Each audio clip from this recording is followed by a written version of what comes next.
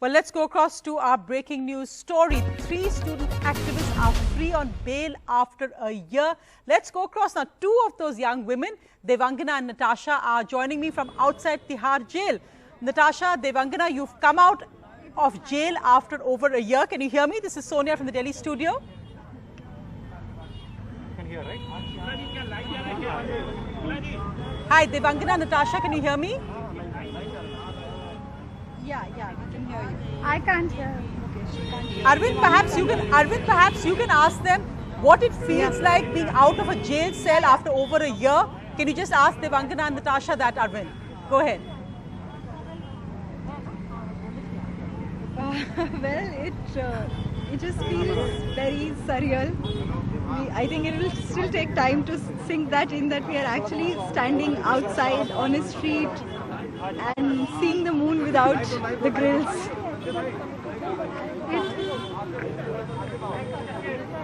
I can't hear you.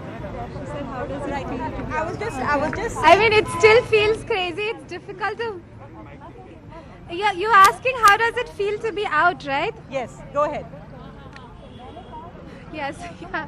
I mean, it feels crazy and it's still unbelievable because even though after the saga of arrests and re-arrests and then again bail happening and still us not getting out, it was difficult to believe that someday we are actually going to step outside these gates and that this someday is going to come so soon. So yeah, it is. But it's both unbelievable. It's both happiness and sorrow because we have left behind a dear friend inside, and there are many other people inside who also deserve to be outside these gates very soon, hopefully.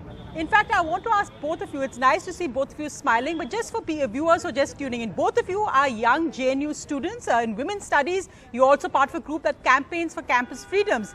Yet, you were arrested for what the Delhi police said was masterminding terror acts, and the Delhi High Court has virtually decimated their argument in the hearing just on 2 days ago. Do you feel that vindicated your position? Because the Delhi High Court's judgment really, in a sense, a precedent for many other activists like you, where they said you can't blur the lines of our constitutionally guaranteed right to protest with terrorist activity. Yeah. We are really thankful to the Delhi High Court for what it has. We haven't read the full order yet, but what we have heard from our lawyers and from our family and friends is that it's a fantastic order and it has upheld the very important right of democratic dissent. That the fact that when students protest, when women protest, when Muslims, Dalits, Adivasis, when people protest, it is not terrorism. Natasha, do you want to say something on that? Yeah, I would reiterate what Devangana just said, and also I think it is a grim reminder as we celebrate this order today, as we celebrate our release. I think we should also remember all the people who are still behind bars, who are still under false charges, falsely implicated, and not just people who are dissenting or raising their voices. Of course, that is very important, what we call political prisoners. But what we have learned in our 1 year in jail is also that people who are struggling to survive every day in this nation and are put behind bars on frivolous charges are also a reality which we need to fight for.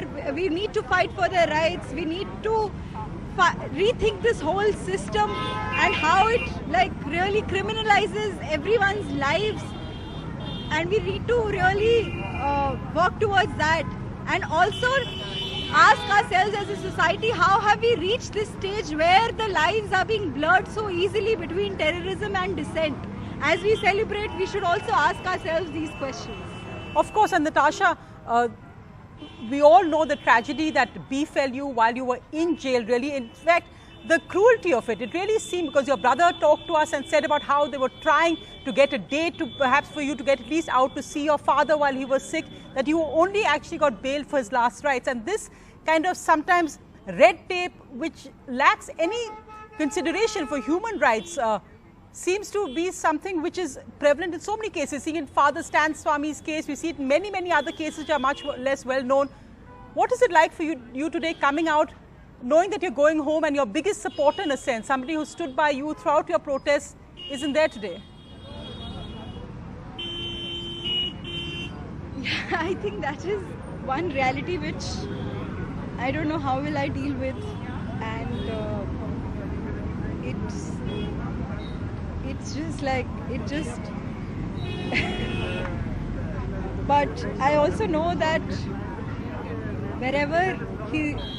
from wherever he is looking at me, he's there and being, I think and I think that again, I think should be a reminder for all of us that how the system of incarceration puts everyone away from their loved ones. And actually my case got highlighted, and actually I got the chance to go out at least and be with my family members. There are so many prisoners inside who have met the same fate, and they were not even allowed to make a call to their families just because they are in prison, and it seems that they don't have any human rights.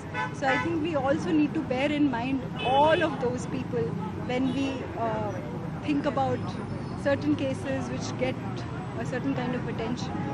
Natasha, my deepest condolences to you, and of course, as you pointed out, to all other similar cases. But Devangana, I want to ask you, even despite that strong, unprecedented order by the Delhi High Court, the Delhi police have fought tooth and nail. Less than 24 hours, they were in the Supreme Court saying that your bail must be cancelled because the precedent it sets is something which will be actually lessen the terror act's effectiveness. And they've also tried to fight you all coming out on bail, even with the Delhi court, till Delhi court actually said, how can they still be kept?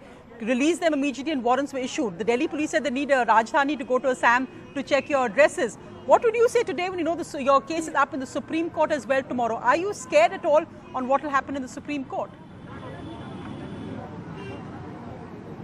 Well, we really thank the Delhi High Court for this wonderful order, which has also restored everyone's faith in the judiciary, and which has also restored, I guess, democratic principles and the democratic rights that we have as citizens. And yeah, obviously everyone is nervous about what will happen in the Supreme Court, if we will have to go inside these walls and gates and locks again. But yeah, we are not scared of them anymore, maybe because one has seen what lies inside there, and together with everybody's support, with people who are inside there, it is something which is survivable, and it only makes one stronger, I guess. And we also hope that the matter is sub judice, so I can't say a lot about it, but we also sincerely, dearly hope that the Supreme Court will give an appropriate order on the matter. Right, Natasha, Devangana, thank you so much for speaking to NDTV, literally just within minutes of your freedom, at least for this night, and that landmark order there by the Delhi High Court setting all three of you free and questioning how protests can be defined as terror. Thanks very much for speaking to NDTV. We'll just move on to the other big headlines, and this, of course, for lakhs and lakhs of students and parents around the country. Now, clarity on how you'll be assessed this year for Class 12. It's 40% marks based on your pre-board Class 12 or midterm unit test, 30% marks on your Class 11 finals, and 30% on the best of 3 subjects in your Class 10 marks.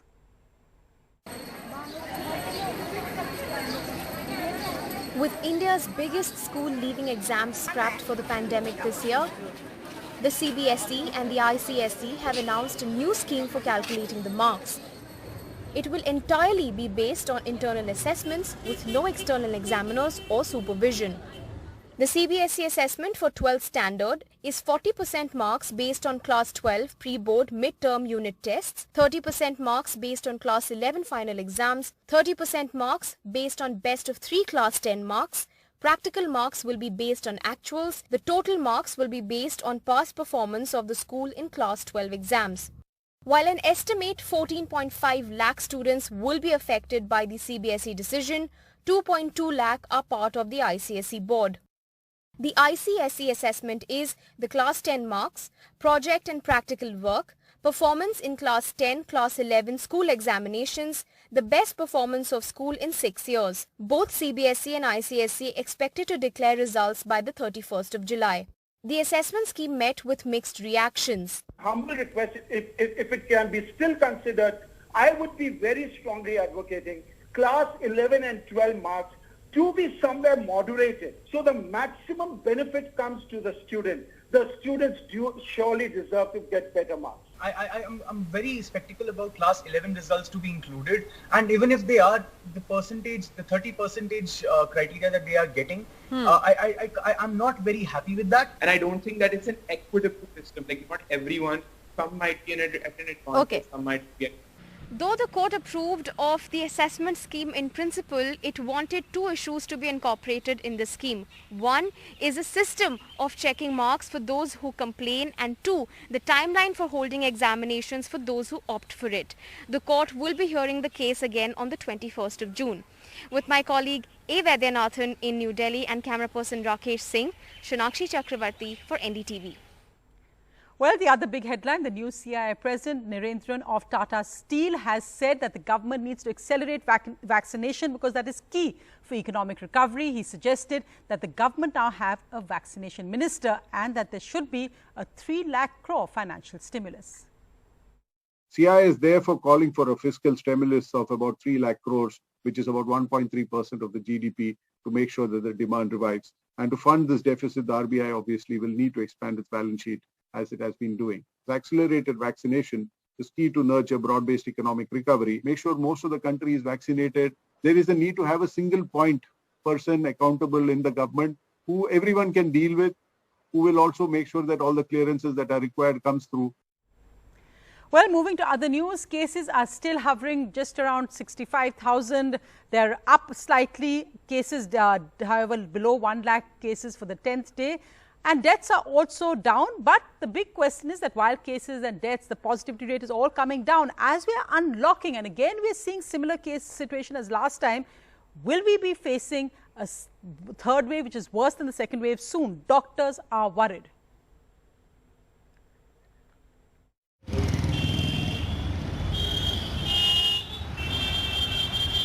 Images from one of the capital's busiest areas, ITO, with traffic crawling like it used to a year and a half ago in pre-COVID Delhi.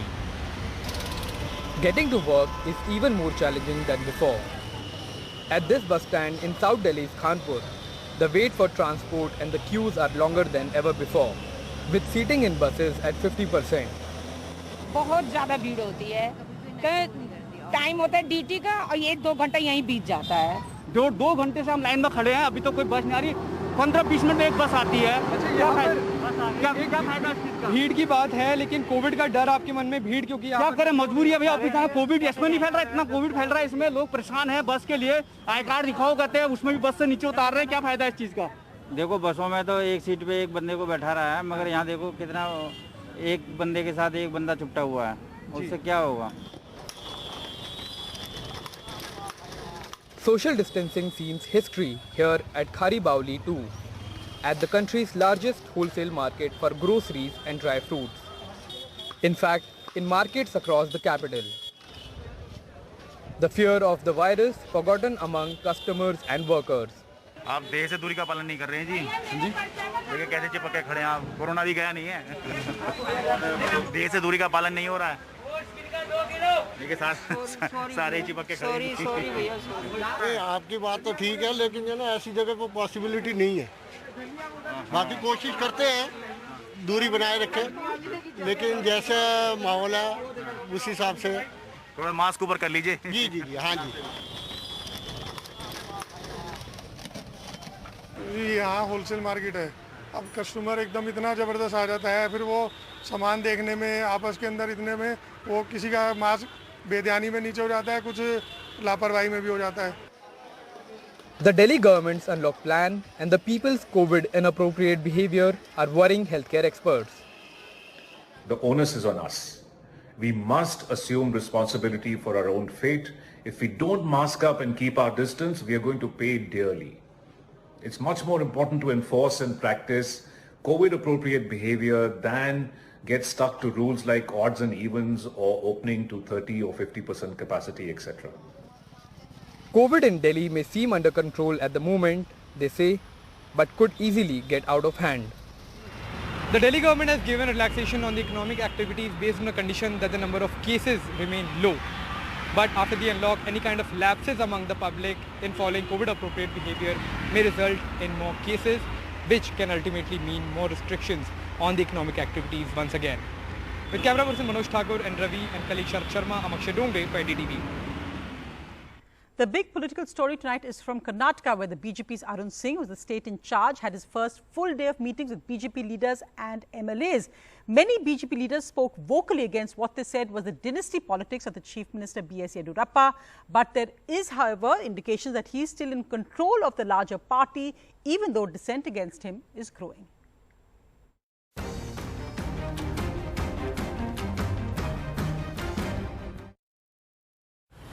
The BJP state headquarters in Bengaluru's Malleshwaram saw a procession of party leaders trooping in to meet Karnataka in charge Arun Singh.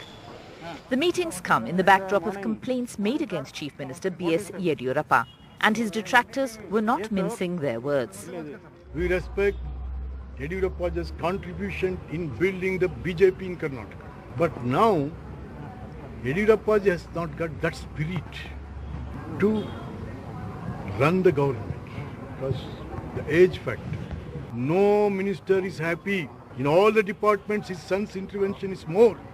Vishwanath, formerly Janata Dal state president, was one of the MLAs who abandoned the Congress-JDS coalition to join the BJP. He lost the by-election to his former seat and was made an MLC, but not a minister, unlike most of his fellow defectors. His complaints are about Yediyurappa's younger son, Vijendra, who is seen to have more political clout than his role as state unit vice president would warrant. उनके अभिप्राय के मैं क्या बोल सकता है? आप येदियुरप्पा के पूछेंगे तो और ज़्यादा उत्तर आपके मिलेंगे. डिसीजन के बारे में ऑफिशियली he is our प्रभारी. What he told, we are all accepted his decision. At this stage, it does not seem likely that the BJP will remove the man who was the party's first ever chief minister in South India. Arun Singh has publicly backed the Lingayat leader, and Yediyurappa still has many supporters. देखो अरुण सिंह जी आज रात को बैठने के बाद हर एक विचार में देखो कांग्रेस लोग इतना कॉन्स्पिरेसी कर रहे, पॉलिटिकल कॉन्स्पिरेसी कर रहे. अरुण सिंह जी बोले हमारा पार्टी में हमारा मुख्यमंत्री येदियुरप्पा है. But this is a chance for BJP leaders in the state to share their opinions and grievances. And Arun Singh is being given a lot to think about. With Govind Murthy, Maya Sharma in Bengaluru for NDTV.